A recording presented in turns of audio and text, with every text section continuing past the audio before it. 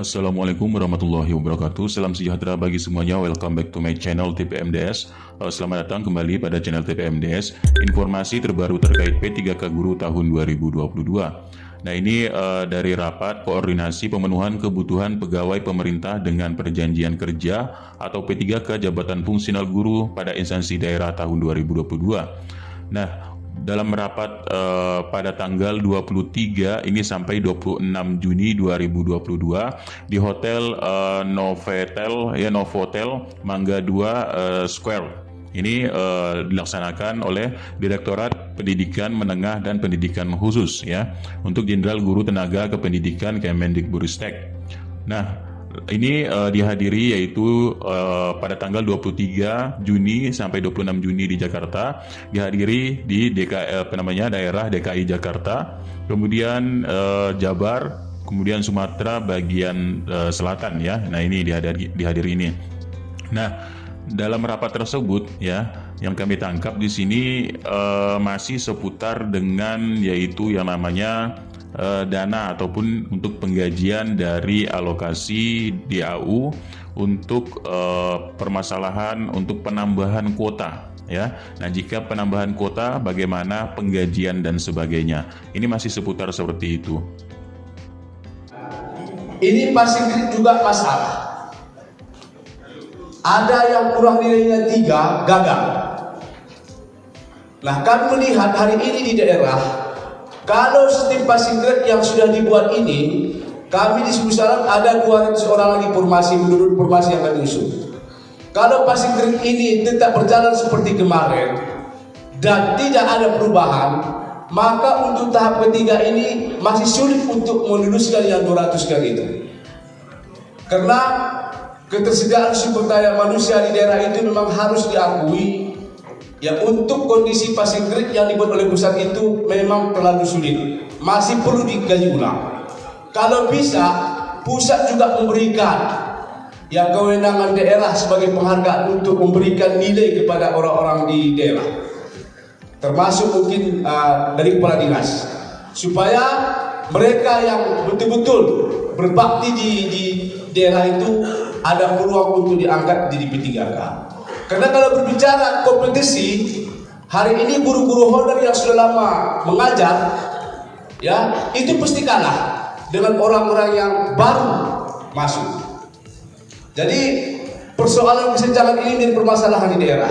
Jadi bagi ibu yang hari ini mengkaji tentang persoalan penerimaan dan sistem rekrut P3K tahap selanjutnya ini, mohon pertimbangkan tentang passing grade dan juga penilaian, sehingga para daerah untuk memasukkan para guru-guru yang memang betul-betul diharapkan bekerja di bawah itu bisa terakomodir.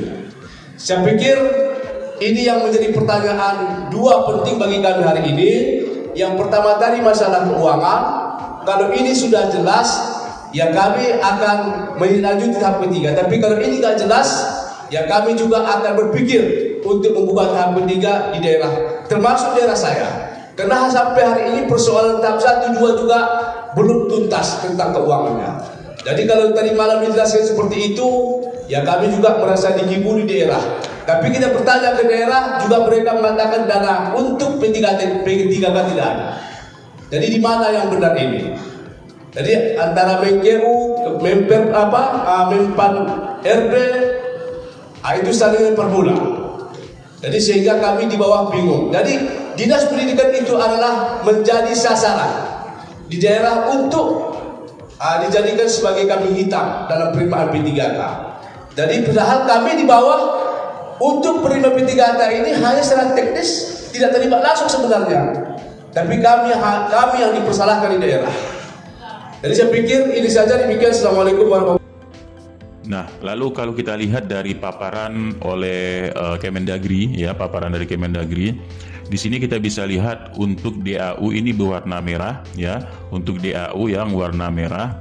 Kemudian, nah ini untuk DAU alokasi DAU ini pada provinsi dan kabupaten serta kota ya. Nah, dari paparan menteri dari Kementerian Kemendagri dalam negeri ya, ini untuk DAU ini tidak bertambah ya. Nah, ini tidak bertambah mulai dari awal ya, masih 366,35 ya. Nah, di sini untuk DAU tidak bertambah, namun yang warna hijau ini adalah penggajian untuk pegawai. Nah, ini warna hijau ini untuk pegawai. Nah, ditambah lagi untuk alokasi P3K, maka pegawainya ini akan menambah, tapi DAU-nya ini tetap. Nah, bisa kita lihat di provinsi ini sangat jomplang sekali ya. DAU-nya tetap 30 ya, di sini tetap, tapi pegawainya ini menambah. Nah, menambah di sini. Kalau untuk kabupaten kota ini masih sedikit seimbang, cuma dia akan menambah juga masih di sini ya. Nah, akan bertambah pegawainya, tapi DAU-nya ini tetap. DAU-nya ini tetap berada di 300 ini ya, triliunnya ini. Nah, ini tetap. Jadi inilah yang dipermasalahkan oleh pemerintah daerah. Nah, jadi DAU-nya tetap, tapi pegawainya tambah ya. Nah, kalau demikian, makanya daerah di sini meminta yaitu untuk penggajian, alokasi penggajian ini dompetnya atau amplopnya ditersendirikan saja, jangan dicampur melalui dana DAU ini ya. Nah, DAU ini jangan dicampur tapi diamplopkan saja untuk yang P3K. Masih memang Pemda ini masih seputar alokasi dananya. Tapi dananya sudah ada, kemudian katanya di sini sudah ditransfer dan sebagainya, tapi dana DAU-nya ini tetap, karena DAU ini kan sudah campur dengan yang pengalokasian atau pendanaan untuk DAU dari pegawai yang lama sampai pegawai yang baru. Nah, di sini jadi campur di sini. Kalau tersendirikan untuk yang baru di amplopnya tersendiri, kemungkinan Pemda ini bisa melihat dari DAU-nya di sini walaupun tidak bertambah, tapi di sini sudah ada alokasi tersendiri. Nah, hal itu juga telah disampaikan dalam rakor untuk forum APKASI serta forum di sini APEKSI ya. Ini untuk pemerintah daerah ke forum pusat. Ini bersama DPR RI dalam penyelesaian tenaga non-ASN yang terus masih didiskusikan untuk penghapusan honorer. Nah, ini ya. Nah, ini dihadiri oleh DPR RI serta Menpan RB ya. Nah, Menpan RB dan lain-lainnya pada 24 Juni 2022. Nah, dalam rapat tersebut masih berbicara juga terkait yaitu tentang P3K guru ya ataupun tenaga-tenaga honorer. Ini kalau dijadikan P3K ini sangat mustahil kata daerah ataupun Pemda. Sekali kalau menggunakan anggaran APBD, jadi ini yang mau dicarikan skemanya. Nah, ini ya skemanya. Jadi inilah yang masih ditempuh oleh Pemda untuk melihat atau mencari skemanya, memang terkait pendanaan dari APBD yang seperti yang sudah kita lihat tadi di sini ya. APBD di sini dalam anggaran DAU-nya. Nah, jadi masih merancang bagaimana perencanaan melakukan untuk pertemuan DPR RI dan mencari solusi yang ditempuh apabila diterapkannya PP 49 tahun 2018 ini tentang penghapusan honorer. Nah, seperti itu. Nah, ini sekilas dari rapat APEKSI ya, APKASI ini dari Pemdanya membicarakan tentang penyelesaian honorer. Bahwa pikiran-pikiran ini segera disampaikan untuk kami mendapat jalan keluar. Karena tenaga non-ASN di daerah itu luar biasa. Apalagi menjelang COVID-19 kemarin dan akhir ini kita dalam rangka pemulihan. Maka kami sangat setuju dengan apa yang disampaikan oleh Pak Ketua tadi, bahwa ini dipikirkan untuk ditunda, jangan sekarang. Kalau sekarang maka dampaknya sangat luar biasa kepada kami sebagai kepala daerah. Untuk itu izin Pak Ketua, saya sudah menyiapkan untuk press release ini kurang lebih 4 lembar yang saya harus sampaikan ke media. Tetapi tidak akan saya sampaikan saja pada Pak Ketua untuk menjadi. Pertanyaan saya langsung saja. Selama ini mohon maaf, dari pemerintah pusat selalu melempar bola panas kepada daerah. Ya, sekali lagi bola panas, tepuk tangan dulu tuh.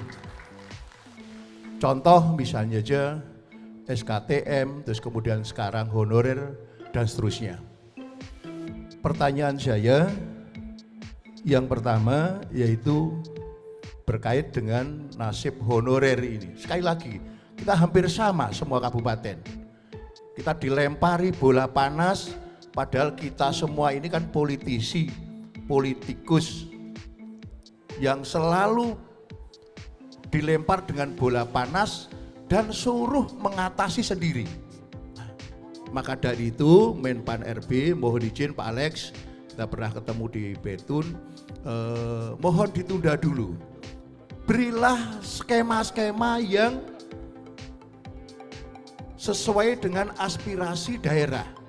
Banyak daerah-daerah kabupaten itu justru honorernya lebih banyak dibandingkan ASN. Betul, betul?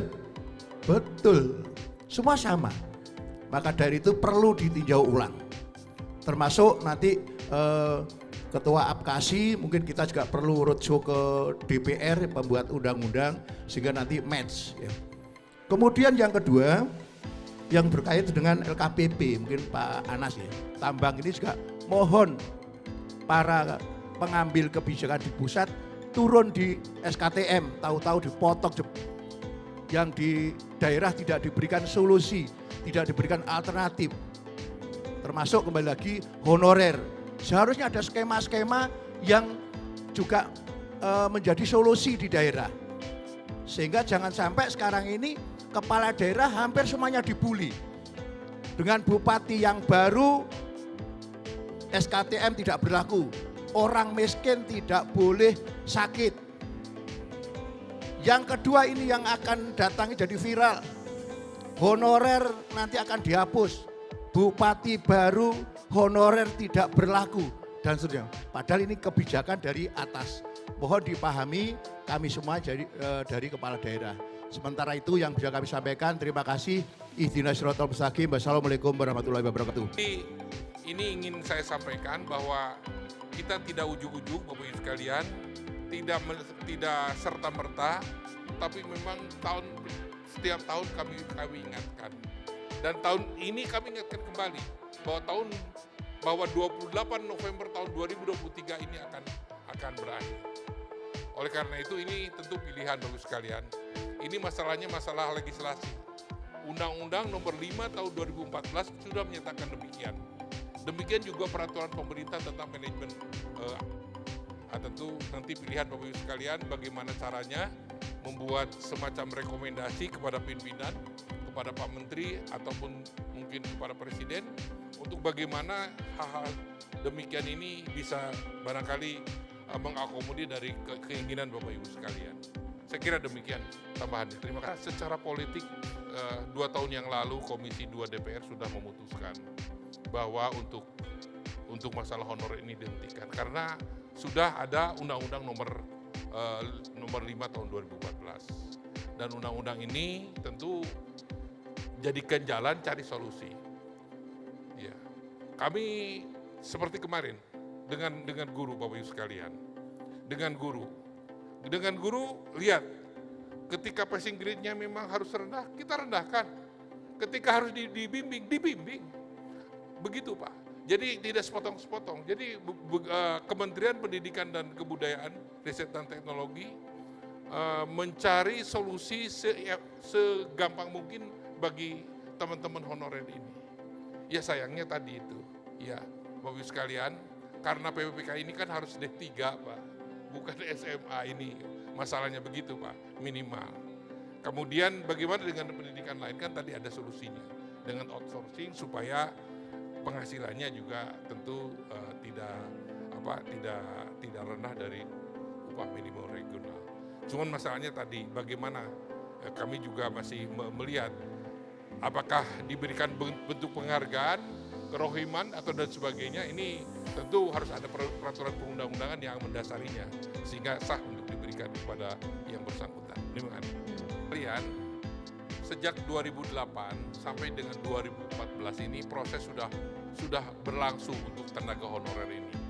Bahkan hampir 1 juta orang yang sudah diangkat dari tenaga honorer itu menjadi PNS. Jadi Bapak Ibu sekalian bisa Bapak bayangkan pengganti saya itu adalah tenaga honorer tadi, Pak. Itu yang harus disadari oleh Bapak Ibu sekalian. Apakah tenaga honorer itu tidak pernah mendapatkan afirmasi? Sangat mendapatkan afirmasi. 2008, 2009 itu ada tes-tes dan kepada mereka diberikan afirmasi. Afirmasinya apa? Tentunya passing grade, Pak. Tentu kalau kita lihat yang lain pasti. Oleh karena itu Bapak Ibu sekalian, kalau boleh saya sampaikan ini, ada beberapa hal di sini yang mungkin bisa saya sampaikan juga, bahwa dari untuk pengadaan PNS ini, pengadaan ASN di daerah tahun 2021 ini, formasi ada 1.191.718, yang hanya diisi berapa? 600.000 sekian. Ini terdiri dari guru PPK. Guru PPK itu banyak, Pak. 1.2.618. Yang diisi adalah 506 sekian-sekian. Saya tanya, saya pernah mendampingi anggota DPR, Pak, datang ke satu daerah. Untuk PPPK ini kan diberikan DAU. Dan DAU-nya mungkin apakah karena tidak diirmak atau tidak apa-apa. Ketika sampai ke daerah, DAU itu di-blending dan diposting untuk anggaran yang lain. Sehingga untuk pengangkatan PPPK hanya setengahnya, Pak. Nah, untungnya daerah itu pinter-pinter ini, masyarakatnya. Ini digeruduk bupatinya, Pak. Ya, seperti itu, Pak. Jadi, ini ingin saya sampaikan bahwa kita tidak ujug-ujug, Bapak Ibu. Nah, lalu tanggapan dari Menpan RB seperti ini ya. Jadi Menpan RB juga menyalahkan Pemda yang tidak mengangkat honorer, tapi di sini masih terkait dengan dana yang tidak digunakan atau dana digunakan untuk lainnya, kata dari Menpan RB di sini. Nah, terlepas dari hal itu, ini mungkin tergantung pemerintah daerah dengan pemerintah pusat ya. Mudah-mudahan ini segera mendapatkan solusi yang terbaik, dan Pemdanya juga memang sangat komitmen untuk tenaga honorer, yaitu untuk para guru-guru diangkat menjadi ASN P3K. Nah, namun di sisi lain ada info gembira di sini dari Kemendikbudristek, yaitu untuk perihal prioritas 1 ya. Nah, prioritas 1 yang merupakan THK 2, honorer negeri, PPG dan honorer swasta, maka akan tidak diberlakukan tes dan langsung menempati formasi. Ini dari Kemendikbudristek ya. Namun harus melakukan pendaftaran untuk penempatan, akan ditempatkan pada sekolah induk, dan apabila di sekolah induk tidak ada, maka akan diberikan ke sekolah lain di daerah tersebut yang masih membutuhkan. Nah, ini ya, jadi insya Allah mudah-mudahan ini caranya untuk mengakomodir guru-guru yang sudah lulus passing grade untuk ditempatkan pada sekolahnya masing-masing, dan penempatan jika tidak ada ini di sekolah lain yang membutuhkan, yaitu sesuai dengan Menpan RB-nya. Lalu ada juga Pemda yang sangat komitmen sekali, yaitu dari daerah Kalsel ya. Nah, Kalsel di sini juga ada surat dari Badan Kepegawaian daerahnya tentang proyeksi kebutuhan prioritas jabatan guru di lingkungan pemerintah Provinsi Kalimantan Selatan. Nah, sehubungan dengan surat Menteri Pendayagunaan Aparatur Negara Reformasi Birokrasi Kemenpan RB ya, ini tahun 2022 terkait pembukaan aplikasi e-formasi untuk pengusulan ASN tahun 2022. Nah, dalam rangka seleksi pegawai pemerintah dengan perjanjian kerja P3K untuk jabatan fungsional guru tahun 2022, menimbang hasil rapat atau hasil rakor koordinasi dengan Kemendikbudristek ya, dan Direktorat Jenderal Kependidikan terkait dengan pemenuhan formasi calon P3K guru pada instansi daerah bagi prioritas 1, 2, dan 3. Nah, berkenaan dengan hal tersebut di atas, berdasarkan data Dapodik Kementerian Pendidikan, Kebudayaan, Riset, dan Teknologi, bahwa terdapat jabatan guru yang tidak mendapat formasi dalam pengadaan tahun 2021. Dan dalam rangka penataan ASN di lingkungan pemerintahan Provinsi Kalsel Kalimantan Selatan yang sesuai dengan ketentuan perundang-undangan, agar diminta kepada masing-masing kepala satuan pendidikan melakukan perhitungan kebutuhan jabatan dan mengisi formulir. Ini selambat-lambatnya 24 Juni 2022. Nah, apabila menggunakan data yang telah diajukan sebelumnya melalui aplikasi e-formasi ini, maka usulan tersebut harus diusulkan, yaitu menggunakan data e-formasi dari Menpan RB. Nah, di sini ya bisa menghubungi saudara Randy SE dan sebagainya di sini. Nah, jadi ini untuk daerah Kalsel ini sudah komitmen karena hasil rakor dari pemerintah daerahnya. Nah, jadi ini memang tergantung dari pemerintah daerah ya, jika memang kesiapannya sudah siap seperti pada Kalsel ini, insya Allah akan diakomodir semua untuk guru-guru lulus passing grade, bahkan untuk yang prioritas 2 dan prioritas 3. Nah, itulah sedikit informasi, mudah-mudahan bermanfaat. Billahi taufiq wal hidayah. Wassalamualaikum warahmatullahi wabarakatuh dan salam sejahtera bagi semuanya.